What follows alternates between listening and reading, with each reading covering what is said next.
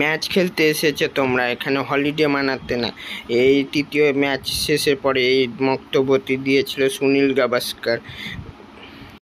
এটা শুনেই বোঝা যাচ্ছে যে এটা ইনডাইরেক্টলি বুমরাকে বলা হচ্ছে।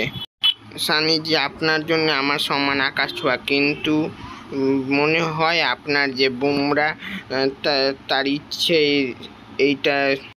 এটা বুমরা ইচ্ছা করে রেস্ট নিচ্ছে।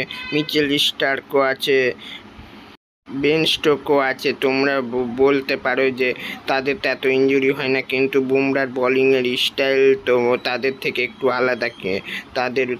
আলাদা, তাই তাদেরকে ডাক্তার বলেই দিয়েছে তার একটু ইনজুরি বেশি হবে আর বুমরাকে রেস্ট নিতে। আর আমাদের টিমের মোহাম্মদ শামি আর ভুবনেশ্বর কুমারদের বাড়িতে বসে টিভি দেখা ছাড়া আর কোনো কাজ নেই। বুমরা আমাদের ডায়মন্ড।